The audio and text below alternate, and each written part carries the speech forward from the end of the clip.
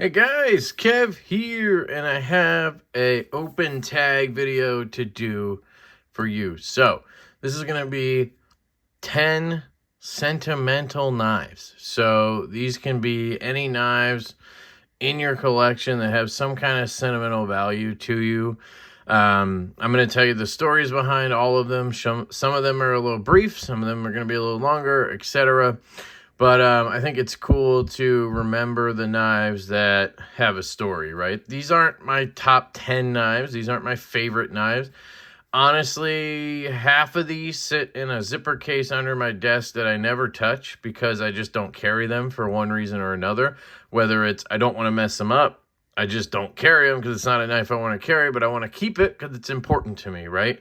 There's a lot of reasons for things being down there, but I think it's going to be a fun list, and I want to do this as an open tag because I'm in a group chat on Instagram with some other channels, and we talked about doing sort of an open tag thing, and then, I'll tag some guys, and then they could do it and tag some guys. So I'm going to go ahead and tag Duty's Daggers, 814 EDC, and Brad from Screamin' Pirate EDC. So Kevin from Duty's Daggers, great guy. Go check out his channel. Up and coming, awesome channel. Really enjoy his content. He does cut testing.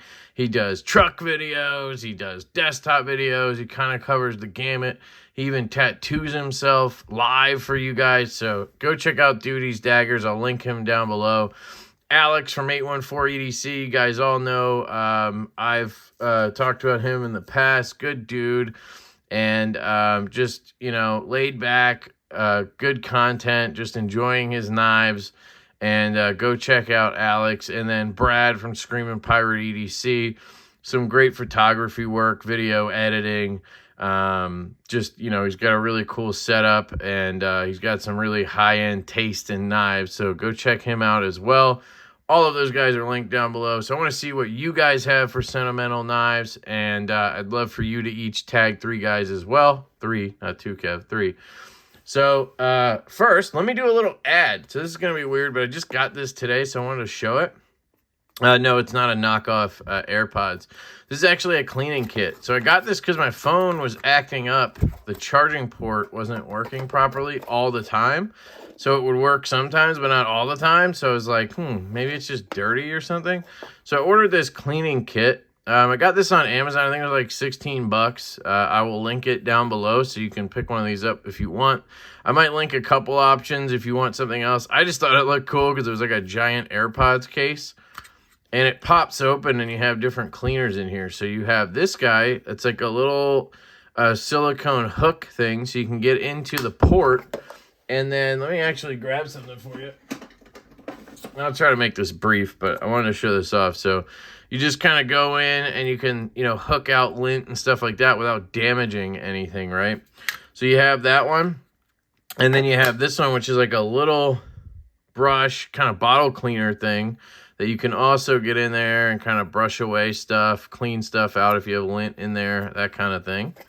So you have that one. Then you have this one, which is really good for actual AirPods. So if you look at AirPods, you can take this out and actually drive this right down in there, spin it around, and you can clean out.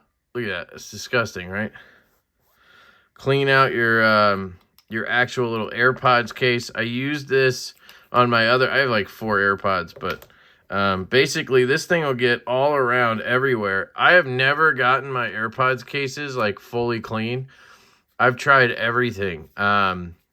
The best stuff I've found so far is that sticky putty you use to hang stuff on walls.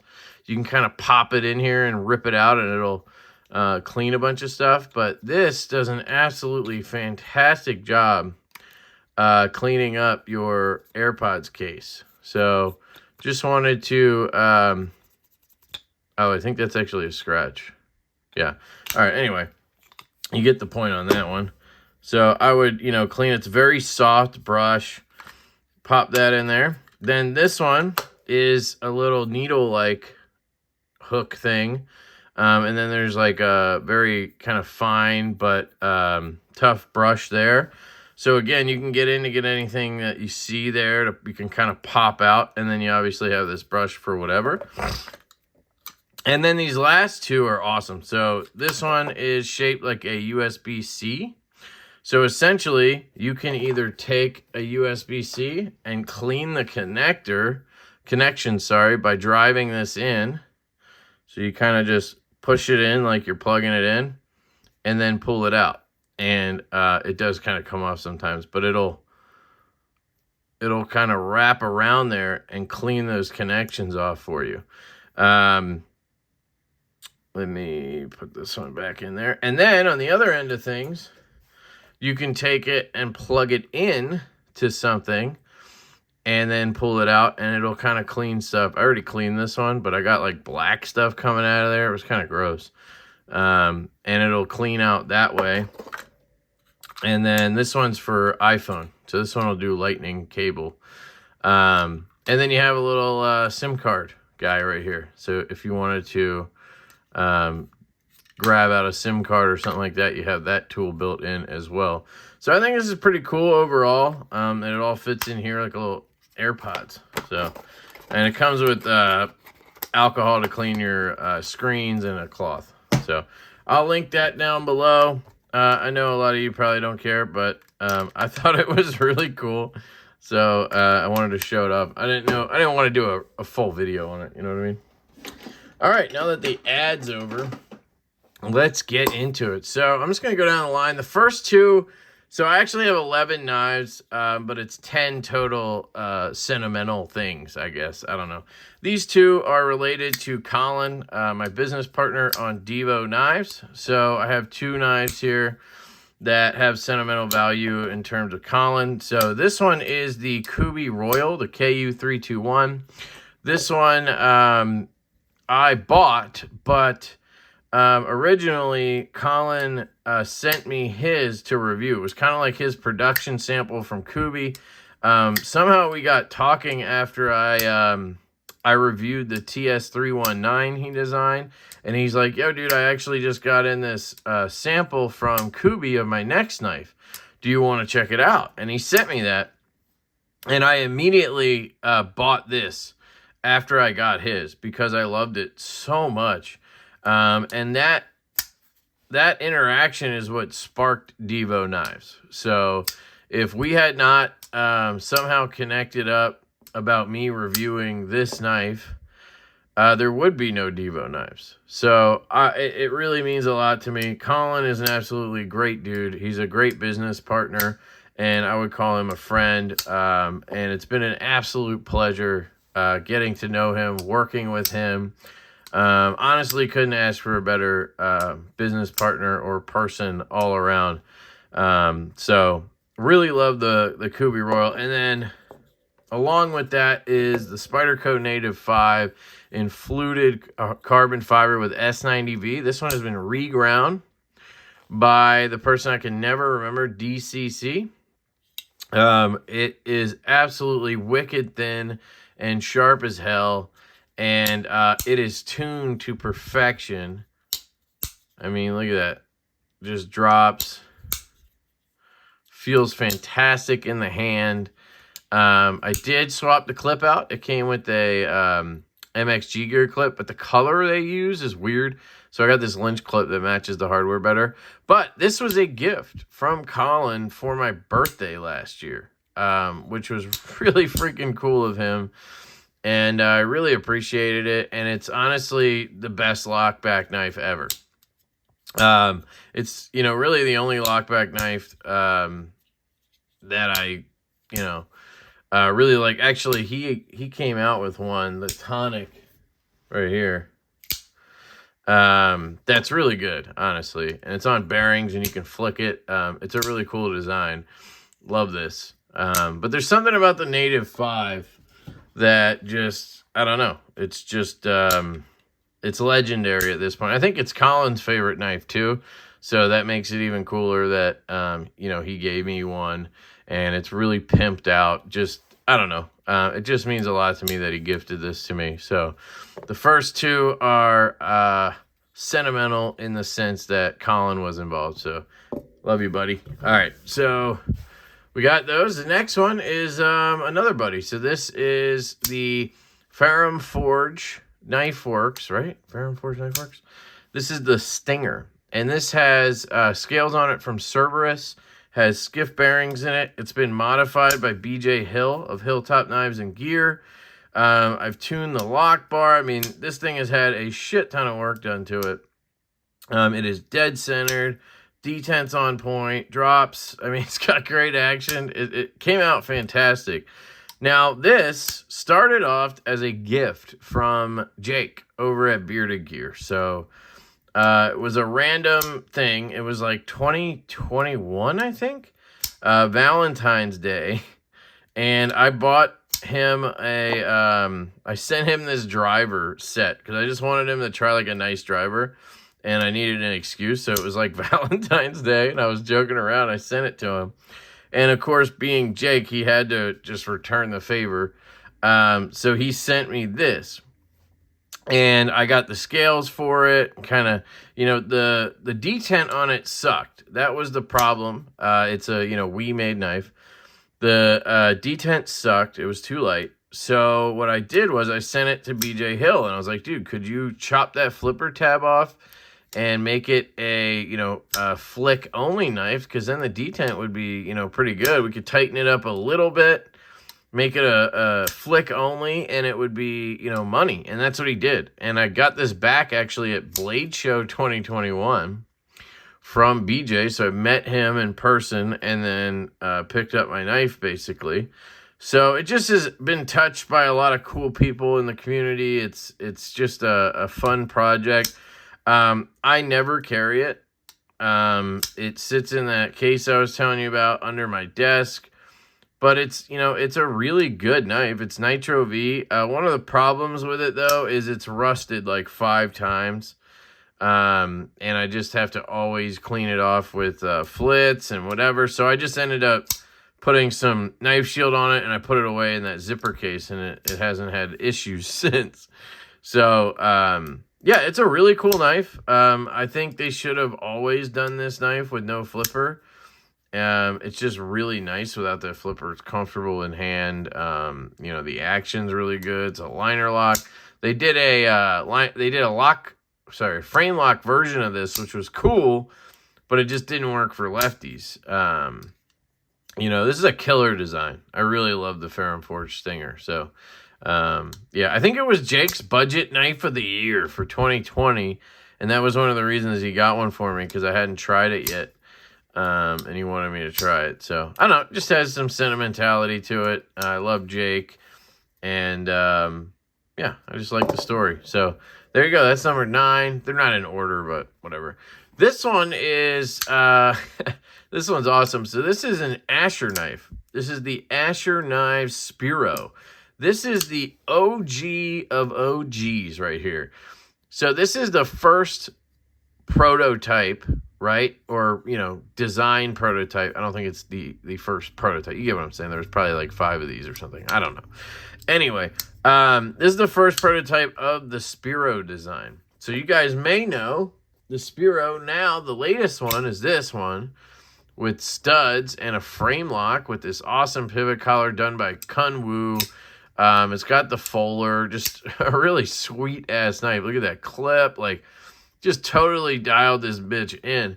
And here's a version that was recent as well. This is the Spiro with Hull, or the Hull Spiro I call it, with this black pivot collar, same awesome clip, tie frame lock, stupid thin design. Also Kunwu on this. So you can see the evolution a little bit. Now, this knife went from this to a, it actually ended up coming out with black scales that were more contoured, and it was a liner lock. Then he did, he's done so many variations of it. There's actually a Axis style lock version coming out right here. So it's just gone through a lot of iterations, and it's just been really cool to see Asher Knives grow and change and just do all this cool stuff. And it, you know, it really started where this was one of the first knives he sent me. And this was before I think I even had a YouTube channel, or maybe just when I started it. You know, he sent me this just to get my feedback. He's a fellow lefty, Justin over at Asher Knives. Really good dude. I've always enjoyed my interactions with him. Love the guy. So it just has a sentimental value to me because, you know, he trusted me with checking it out and giving feedback, and you know, we've had a really good relationship since then. So shout out to Justin and Asher Knife Co. This one stays down in the case. Looks like I rusted that clip a little bit. You know, I don't carry it or anything just because I don't want to, you know, it's not perfect. It has some, you know, play and stuff like that. Detent lash, that's what it was. But yeah, you know, it's just awesome, the whole experience. So shout out to Asher Knife Co. The next one started everything. It is the greatest EDC knife of all time. The greatest knife ever to touch your hands. The EverTech Shadow Ranger. You can get this for free. Just pay $12.99 shipping. This thing, you know, it really sparked some stuff with the channel. People really enjoyed the videos I did on this and the whole joke behind it. And, you know, it basically spawned a Facebook group, Shadow Rangers. Shameless plug, go join the Shadow Rangers Facebook group. We have a really fun group chat there. But, you know, this thing is a joke. And, you know, I ended up buying one and for a bunch of people, and a bunch of other people bought one. You can get these on Amazon. You can get the M-Tech version for like $10. And, you know, it only comes out for super special occasions. It stays in that zipper case. It is not sharp. It is not good. Alex Jones actually got sponsored by them. So he was on his show, like, raving about EverTech knives and showing this thing. And, oh, my God, fucking hilarious. He calls it EverTech. Maybe it is. I don't know. But, yeah, this is just very sentimental to me because of the whole community aspect of it. If you know, you know, and I love you for it. So thank you guys. That is the Shadow Ranger. The next one is the douche knife. So the Elijah douche crew, which consists of myself, Brandon Thrasher, Said Stevie, and Grady's Gear. Just a few of us that joke around, and we call ourselves the Elijah douche crew. And I am douche number 1. So we all have our douche numbers. And Brandon Thrasher put this together. He got these from Blade HQ. And he had them laser our names on and the douche number. Which is freaking hilarious. This is the Best Tech Lizard. And this thing, ironically, has one of the strongest, snappiest detents I've ever seen on a folding knife.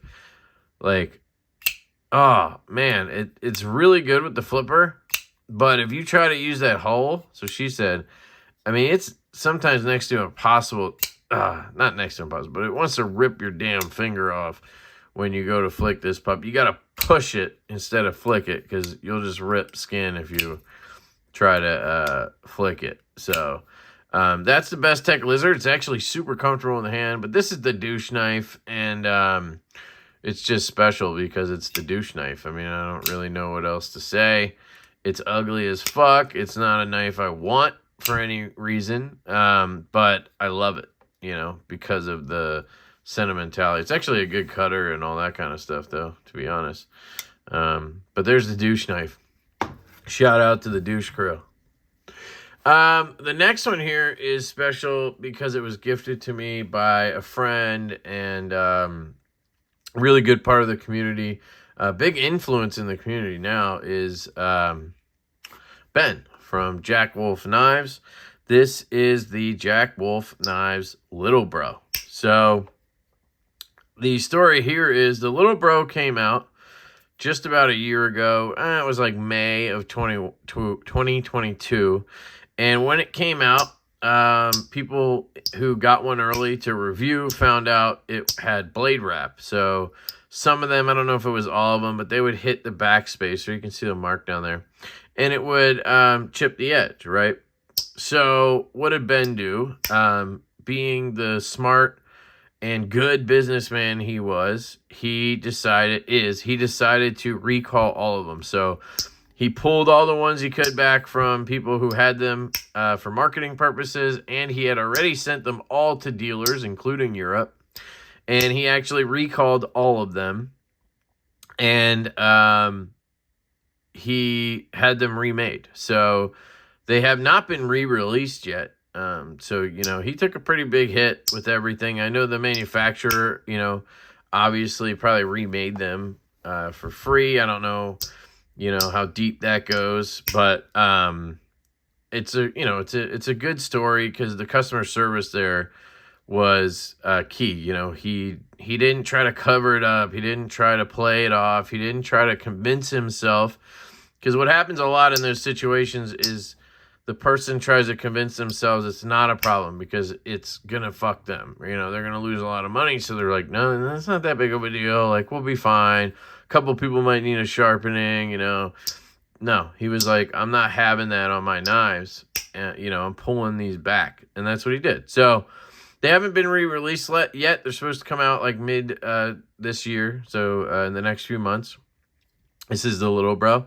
And so I never got one because, well, I got one originally to review. And then Ben and I agreed to give it to Brandon Thrasher because Thrasher was transferring jobs, changing jobs, and he was, you know, trying to figure out his you know, new pay schedule was like monthly, so it was kind of tough for him to, you know that he had the money to buy every Jack Wolf, and at the time he was buying everyone every month. And so Ben and I decided we would gift him the micarta one that I got to review, and then I was going to just buy my own in this version because I was collecting all the carbon fiber ones, and at the time there was only one carbon fiber one.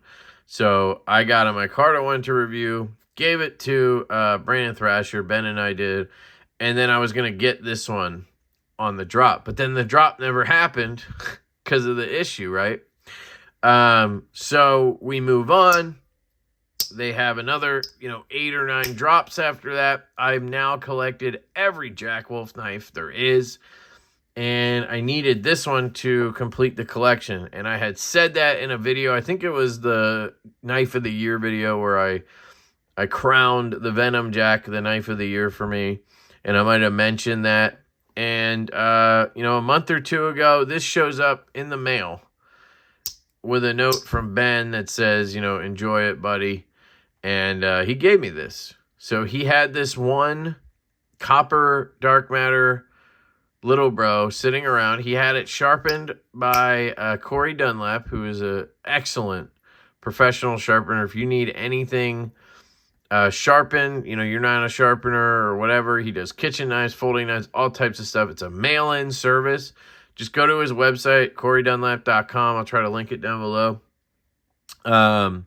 You just go on the website, you order, and you mail to it, and you pay for the shipping back, and you'll get your knives. But you don't have to talk to them if that's weird for you. Some people don't like even calling to order pizza. So you can just do it online. And you send it in, you get them back, and they are freaking razor sharp. And it's like $10-15 depending on the knife. So really good service. But anyway, he had it sharpened, he tuned it for me. So it's like got the best walk and talk. It's honestly hard to beat this puppy. Hang on a second, let me plug in my phone. It's dying. Hopefully it kicks in after cleaning that. Yeah, so this means a lot to me because of the story behind it, completing the collection, Ben gifting it to me, Corey sharpening it, and then I got a slip made by Troy over at Northwoods Leatherworks, which I'm still trying to break in. I think he's going to make me I talked to him about making a different one. I'm not sure I love the white. I poured mineral oil all around and inside of this thing to try to loosen it up. And I think I did a decent job. So it's a little better now. but it almost feels like slick. But I love this knife to death, not only because of the story, but this is a knife that sits in my case over here with all my Jack Wolves, and I carry it regularly. I truly love the Little Bro. Cannot wait for it to re-release in amazing materials. And then I can't wait for the Big Bro as well, which should be coming soon. So I love this one. All right. The next one is a cool one. This is the Ritter Hogue. And this one was gifted to me by a bunch of other channels. So big shout out to everybody involved. If you happen to watch this, thank you so much. But this was gifted to me because of Knives Live 2021. So I got this along with, I think, Shane and Javon. So I believe when I got this, neither of them had a YouTube channel yet. Now they both do, and they're doing well. Shout out to those guys. Check out their channels. It's Edgy American and then Javon's Knife Addict Life. We each got one of these for our, sort of volunteering to do a lot of work with Knives Live 21. I did all the prize collection and shipping and organizing and everything. I did that this year or last year, 22 as well. But a bunch of channels. I don't want to name them all because I'll leave somebody out, but you know who you are. You guys are amazing. They all pitched in, and they had these. They bought these, and then they had them lasered and gifted them to us. So I will never use this knife. I'll never carry this knife, but I can truly appreciate it. I really think this is a great knife. The Ritter Hogue from Doug Ritter. And this is the full size. I wish there was like a schmedium, because the mini is a little too small and this is a little too big. So a schmedium Ritter Hogue would be awesome. I would totally buy one. And they have some cool they have carbon fiber. They have purple Damascus. Really cool stuff. And it's damn sharp, scary sharp. It's got the able lock. It's got a really good clip.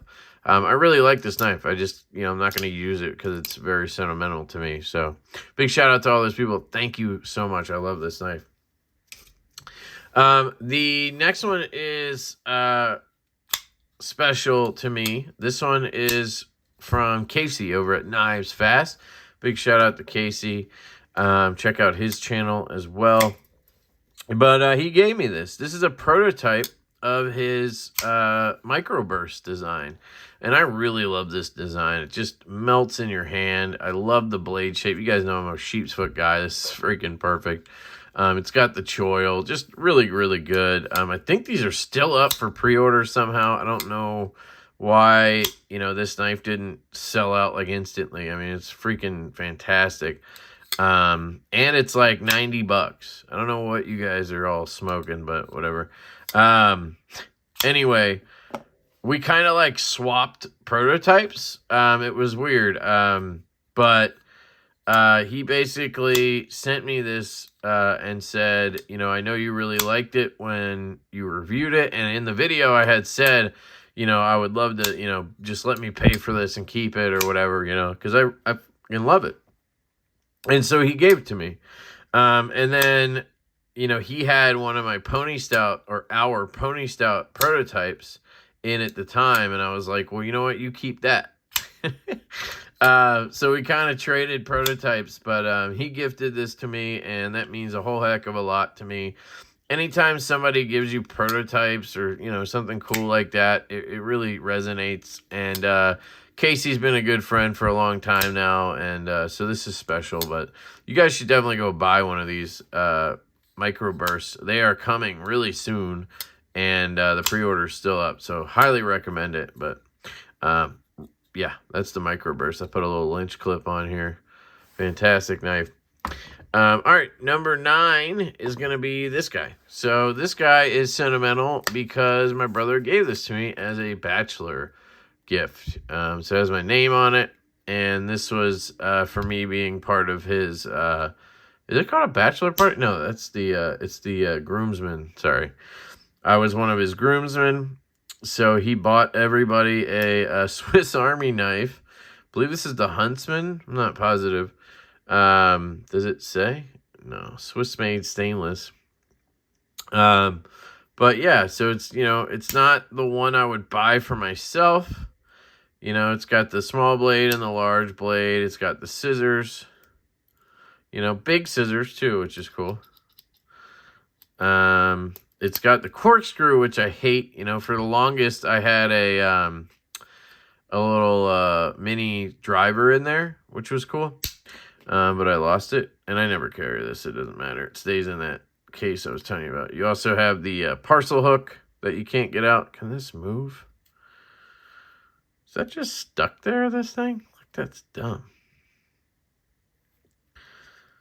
Ow, there's got to be a way to move that, right? It doesn't move. Anyway, I think this is the parcel hook. Can't get it out. You have the awl. So you got the stuff on here. And then you got your bottle opener and your can opener. Man, I must have not using this for so long. Maybe kind of glued them in there. One of the problems with knives like this for me is that, man, this thing's snappy. Look at that. Look at that half. Holy shit, it's strong. Did you see that? Just jumped.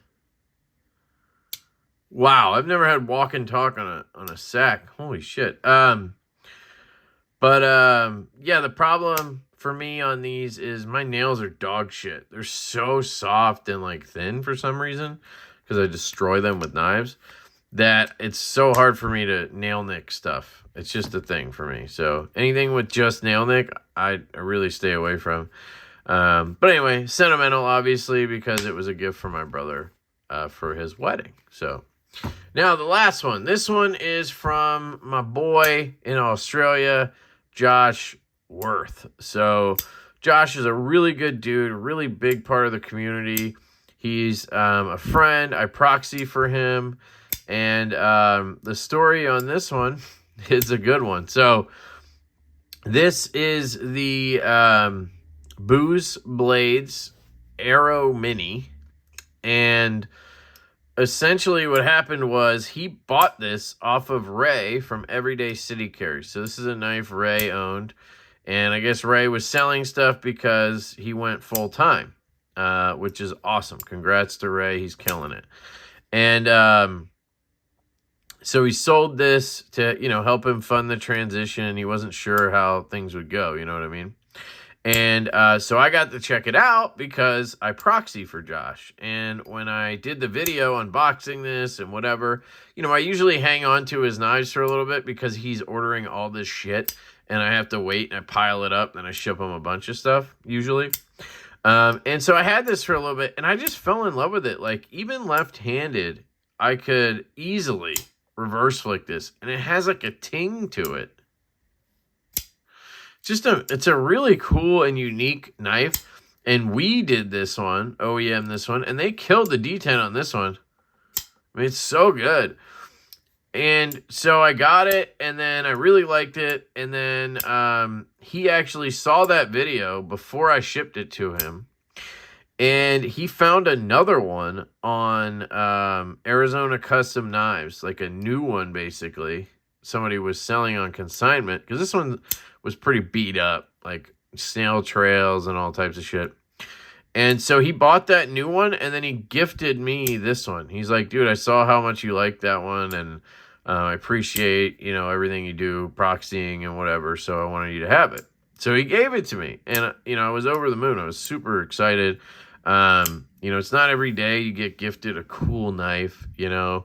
Like, yeah, I get free knives from companies, you know, a decent amount. A lot of them are like budget knives that don't really, you know, they're not like ringing my bell, but they're cool to review and everything.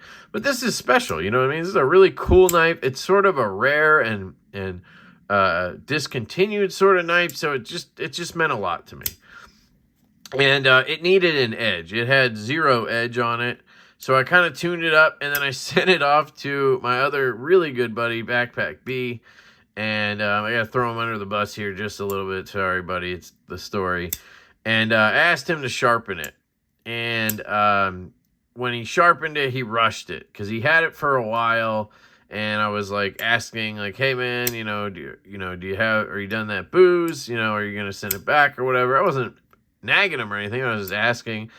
And I think he felt like, he'd had it for like a month and a half or 2 months, and he just wanted to, get it back to me.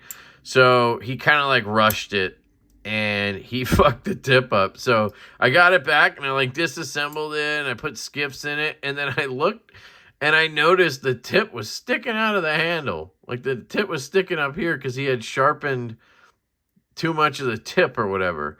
And so he sharpened back the tip, and the tip actually stood out of the handle. And so at that point, we were kind of like, oh, shit, right? Because now I have this sentimental knife that means a lot. It does. It means a lot to me. And it can't be carried or anything because the tip is freaking sticking out. And Brent felt so bad about it.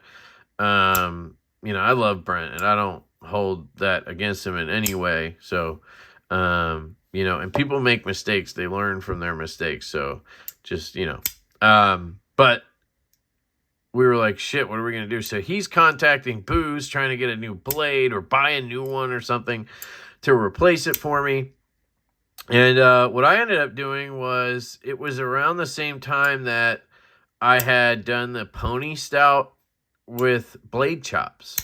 So blade chops had chopped a stout for us. We called it the pony stout, and we raffled it off or whatever.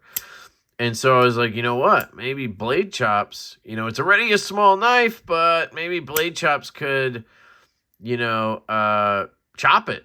And then that would fix the issue because the blade would be chopped, right? And so I sent it to Blade Chop. Shout out to him. Great dude. And he chopped it. So what he ended up doing was awesome. He literally just took off a little bit. Like, he essentially took off just enough to get the blade back in the handle. So it's not overly, it was already a small knife, but I can still grip it. I can still climb up here and basically get a full grip. So it still works extremely well. Yet the blade or the tip now sits perfectly in the handle. You can see here where he, polished everything because he doesn't have I don't think he wants to re-anodize everything. So you'll see on the edges of his stuff, it's always like just raw tie. It kind of gives it a custom look. And then he slapped on a Civivi clip. The only thing we screwed up was I forgot to tell him to mount it lefty. It would have been awesome to have him mount that lefty and have a sort of a lefty custom Arrow Mini. But, I forgot to tell him. And, it doesn't really matter. But it would have been cool. But now I have it. It's right-handed. It's great. It works fantastic. I got skips in there. So you can see here it's dead centered. Detent is on point. There's maybe the slightest play, but I think I had to have that to get that action right there and to get it centered. So I'll take that any day, especially on a knife like this. It doesn't need to be a bank vault. And I really love this thing. Have I, carried it and used it much? No. It's not really that kind of knife, but I don't know. Now that I'm playing with it, I'm like, this thing's awesome. Maybe I need to carry it. I just have too many knives and then reviews, and it's just a nightmare with my own stuff. And that's why I really like these sentimental knives, because I'm going to keep them. Like, these aren't going anywhere. I don't have to think about selling them, which is cool. These that I showed you and basically all my Jack Wolfs are like untouchable. Other than that, most anything is, something I would sell down the line, except maybe my Evo and my Burger. But, so this is the Boost Blades Arrow Mini from Josh Worth. We have the Ferrum Forge Knife Works Stinger from Jake Bearded Gear. We have the Native 5 fluted carbon fiber S90V from Colin, and also the Kubi KU321 that reminds me of how Colin and I met. We have the Asher Spiro prototype. Really cool story behind that about how I kind of started talking to Asher, and just a great dude. We have the Evatac Shadow Ranger that started the Shadow Ranger group. We have the Douche Crew knife. Shout out to Brandon Thrasher, said Stevie, and Grady's Gear. We have the amazing Jack Wolf knives. A little bro. I call it the Lil Bro. Wonderful knife. Yeah, absolutely fantastic. Northwoods Slip. Then we have the Ritter Hogue. Knives Live 2021 Ritter Hogue. We have the Microburst from Tempest Knives. Shout out to Casey. And then last but not least, we have the Swiss Army knife from my brother for his groomsman gift. There are some other knives I don't have here, like my Dolica that I couldn't find. Don't tell Keith. Couldn't track it down. I have a mermaid knife from Boker that green eggs and ham. Sorry, not green. Eggs and ham gave me. I have some other gas station knives. One from Bobby from Issuing Stitches. A couple from Brandon Thrasher. Just, you know, they mean a lot to me. It's weird, but they do. And I'm sure I'm missing some. So, yeah. I absolutely love you guys. I appreciate you watching this. If you got this far, damn, 40 minutes, Kev. But hey, you know, there's 11 knives on the table, and there was a lot of stories to tell. So, open tag, would love to hear it from other people. It does not need to be 10, right? It can be 5. It can be whatever it is for you. It could be 40, you know. There's no limit to any of that. The people I'm going to tag are Duties Daggers, 814EDC, and Screamin' Pirate EDC. Anybody else, obviously, who wants to do this can. But if those guys would tag 3 people, that would be cool. And I can't wait to see those videos. So I love you guys. What are your sentimental knives? Let me know down in the comments. Give me the story. That would be awesome. And I hope you guys have an absolutely fantastic day. And I will catch you later.